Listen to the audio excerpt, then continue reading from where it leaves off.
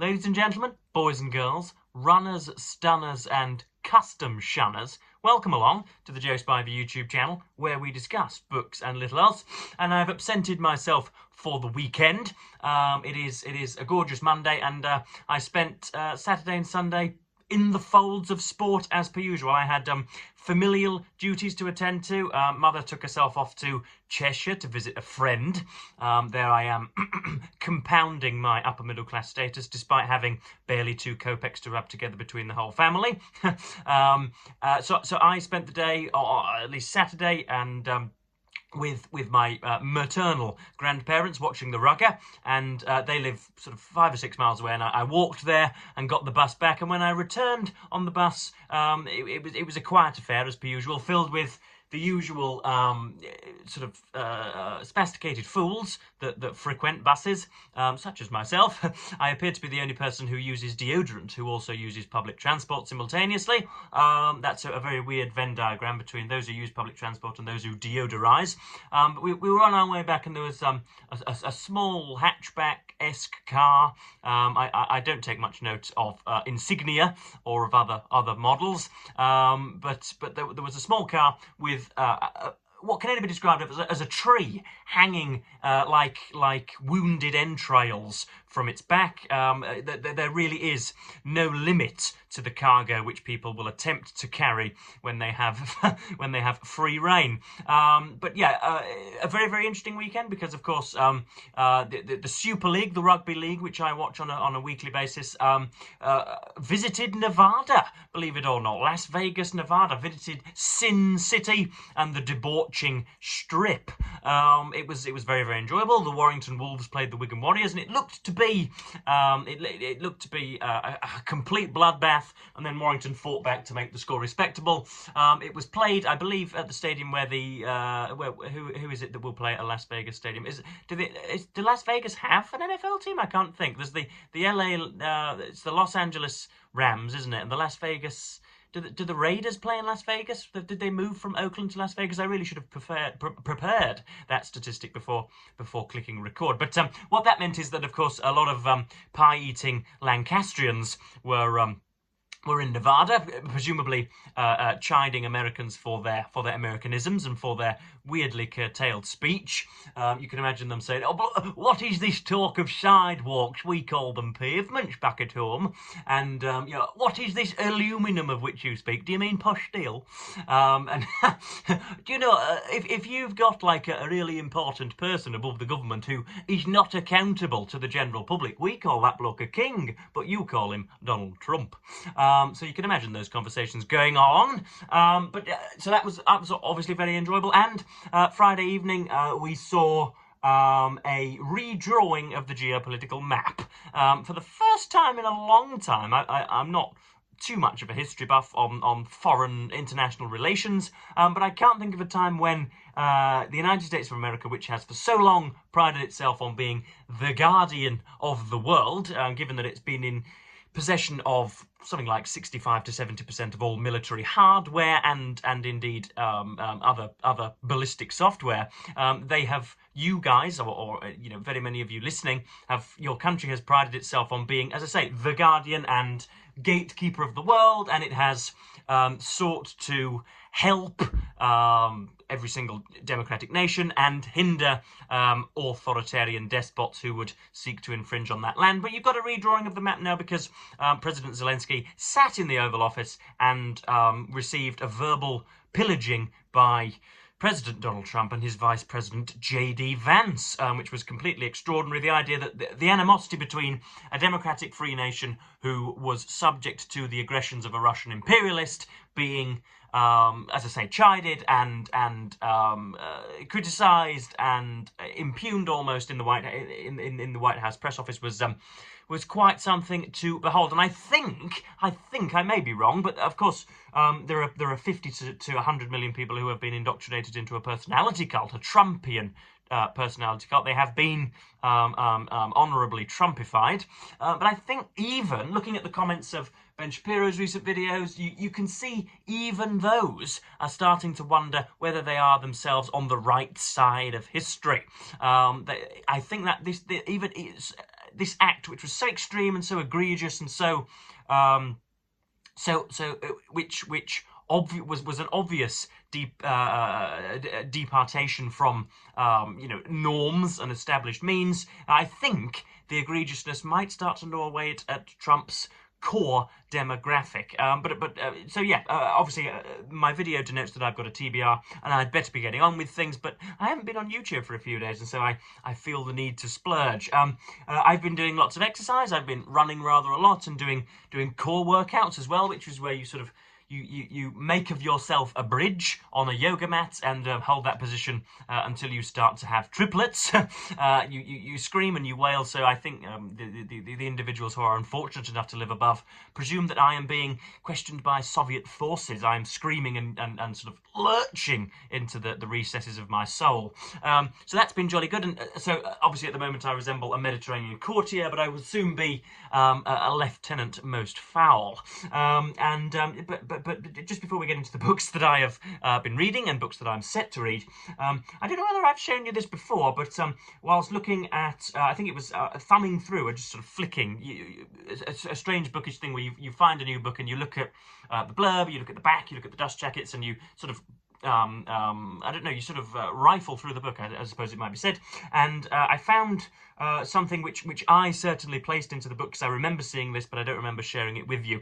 But it is a pamphlet or sheet of proselytization, and it's from Winners Chapel International in Hull, which is in the Cottingham Civic Hall, 1 Market Green, Hull, HU 16 5QG. So you know where to send your tomatoes and your letters of fecal matter, your packets of fecal matter. I'm not trying to incite violence against the religious, but at least I can criticise, and there's a little bit of propaganda here for you all. It says, "You are so special. Believe it or not, there is no one else that is just like you. Your physical appearance, your voice and personal traits, your habits, intelligence, personal tastes, all these make you one of a kind. Even your fingerprints distinguish you from every other human being, past, present or future, even though to the unguided, human fingerprints are indiscernible from koala fingerprints. You are not the product of some cosmic assembly line." That's quite polemical, isn't it? You are not the product of some cosmic assembly line. You are unique. But the most important fact of your identity is that God, with a capital G, created you in his, capital H, own image. Marvellous, marvellous, marvellous. So he's got a plan for me. You are special indeed. God has total interest in you as an individual. The psalmist wrote in one of his most beautiful prayers, "I will praise thee, for I am fearfully and wonderfully made." God knew you even before you were born. He had plans just for you, plans conceived in love. Quite what plans he had conceived for those born with leukemia at age 2, I'm not sure. He had plans just for you, plans conceived in love. As you appreciate God's constant concern for you, you must begin to understand the awfulness of sin. That's quite the moral jump, isn't it? He loves you so much, yet how often have you gone your own way, turning your back on him? Through sin, God's great design for your life is always blocked because his eyes cannot behold sin. But even in our sinful state, we are still precious to him. He still sees us as individuals with great value. And a lot of I have one or two religious friends from university who I befriended because nobody else would, few others would, and they obviously often espouse the arguments that religion was a backstop against secular decline, and if the moment we lost our belief in the celestial being, we'd all be screwing in the streets. But if God cannot himself apprehend your sin, if he cannot see your sin, then how is that any kind of backstop? How is it that he is instructing you against a wrathful path if indeed he cannot observe that wrathful path? I'm not sure, but I learned a long time ago not to take the religious at their word. They rely on multivalence and multiplicity of interpretations. But I have been reading George Orwell's Down and Out in Paris and London. I embarked upon my first buddy read with with Randy Ray, the literate Texan. We had some chummy chats in our Voxer.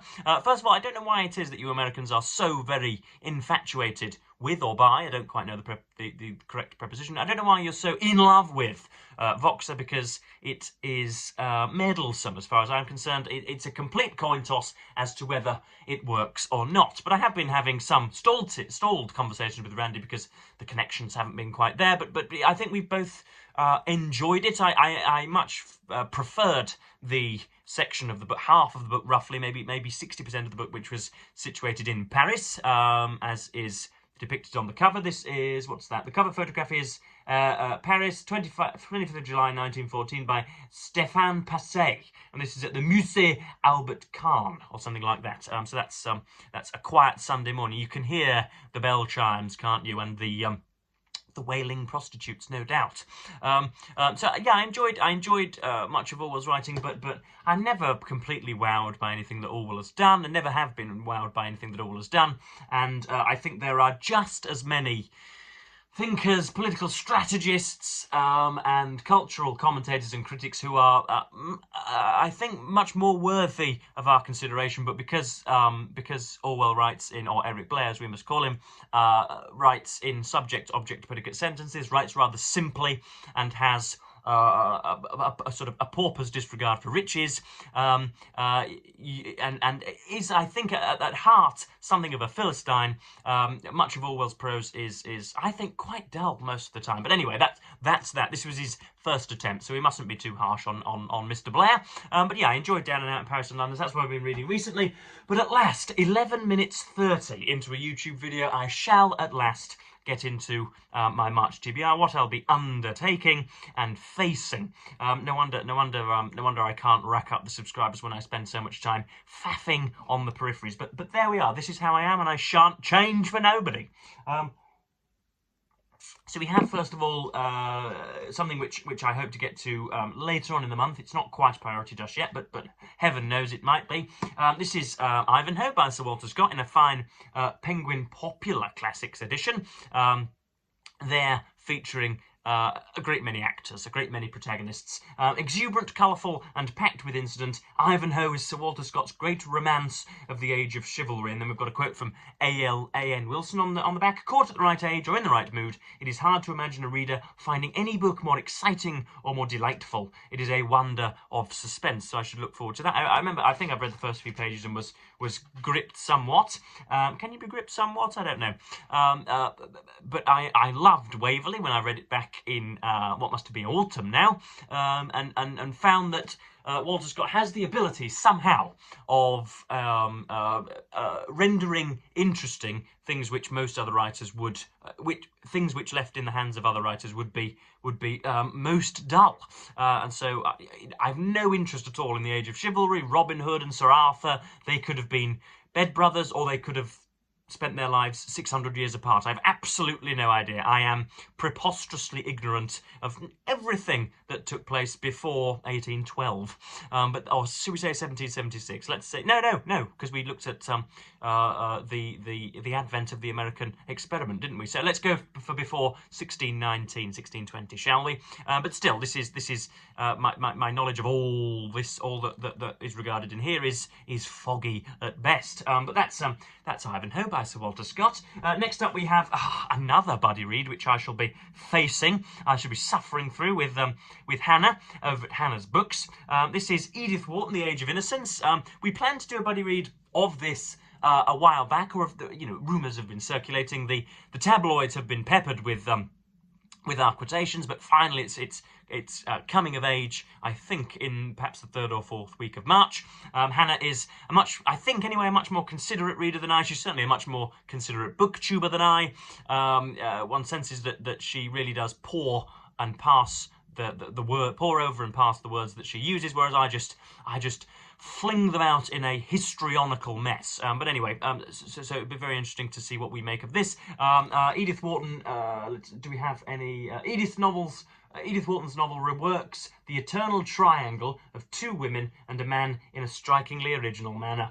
When about to marry the beautiful and conventional May Welland, Newland Archer falls in love with her very unconventional cousin, the Countess Olenska.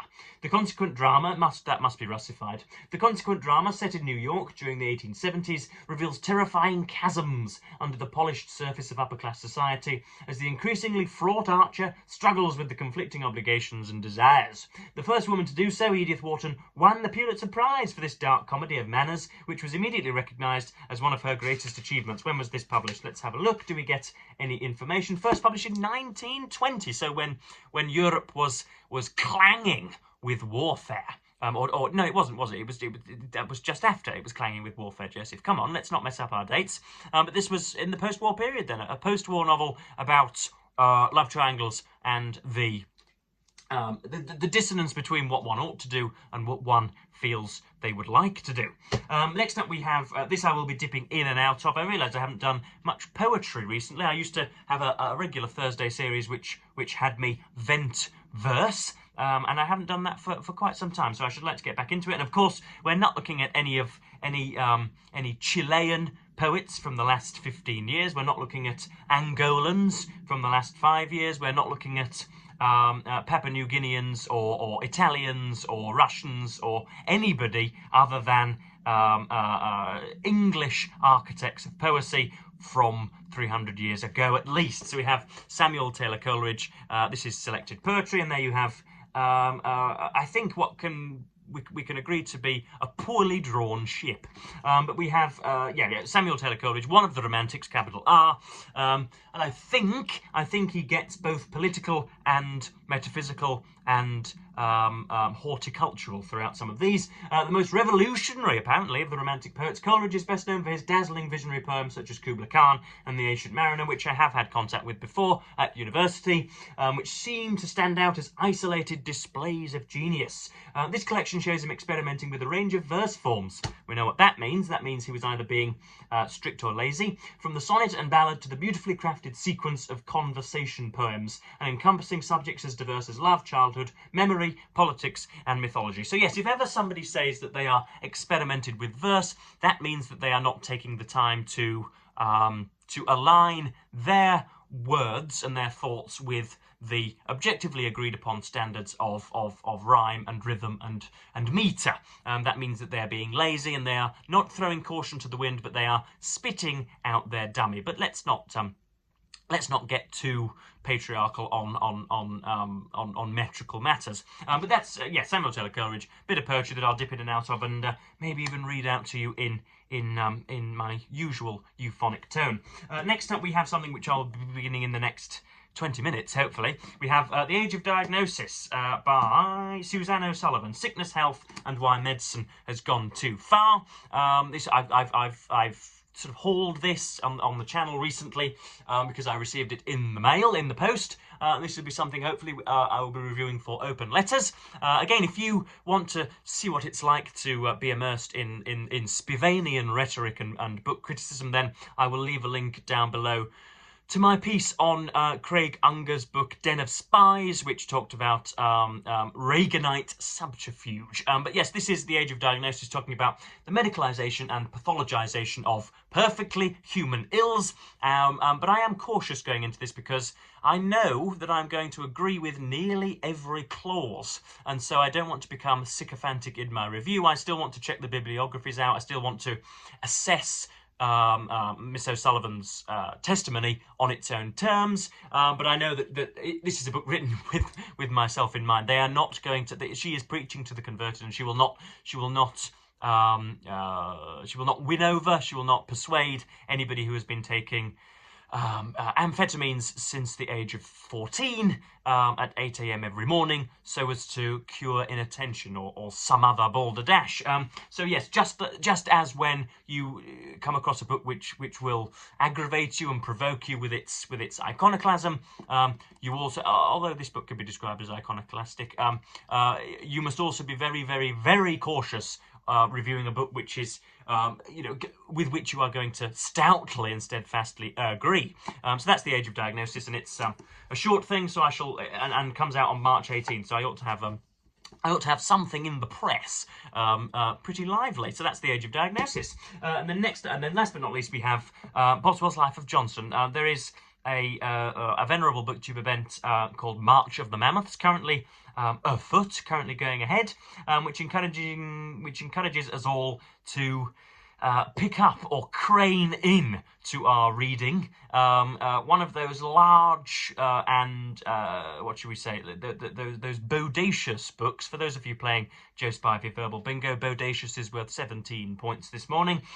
Those bodacious books which usually do nothing but shake our shelves, which do nothing but weigh heavy on our furniture and our minds. We are encouraged at last to read them and to take them up. I am not scared of a mammoth. I have read I think what could be decently described as maybe 2 or 3 mammoths this year. Hugh Brogan's book was 750 pages, I think, but was very was minutely typed, and so in modern formats would run to about 1400 pages. Christopher Clark's Sleepwalkers, I think, again with reasonable typeset, would have ran to nearly 800 pages.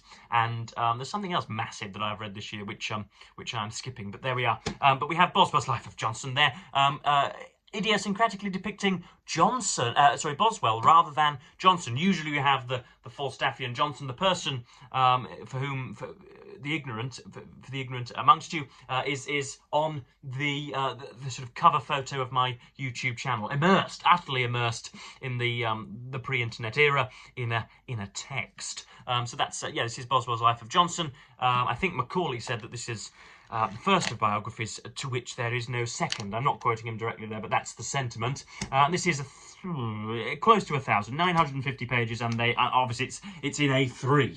It's an enormous book, but I'm sure I will enjoy it. I have read an abridged version before, and of course Samuel Johnson's criticism is I was going to say obsolete there. That's harsh, but for readers nowadays who can barely wrap their eyeballs and their minds around George Eliot or Vladimir Nabokov or goodness knows who else, John Donne, Samuel Johnson really is creaky and rather just it can seem remorselessly complex to those uninitiated.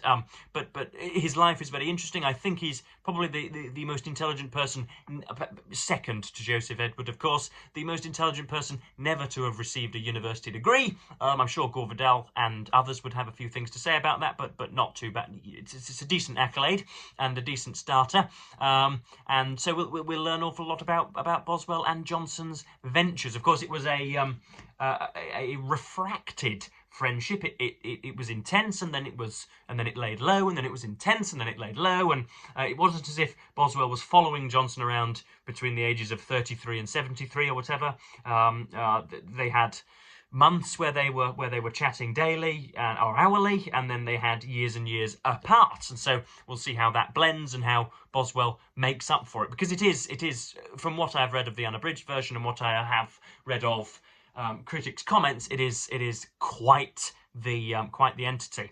So that's a March TBR as well as everything else, and I shall leave you whilst I go and read The Age of Diagnosis and gather together some words. So yes, I promise to link my review of Craig Unger's book in the description box below. So yes, haven't quite been firing on all cylinders this morning, but I've managed to get through 23 minutes. I promise that this isn't a chore, but sometimes when the words ferret into the corners of the room rather than make themselves available to you, then it can be quite difficult. So what I want is your praise. I always want your praise, folks. No matter how much of a stalwart I seem, I love praise just as much as the nearest toddler.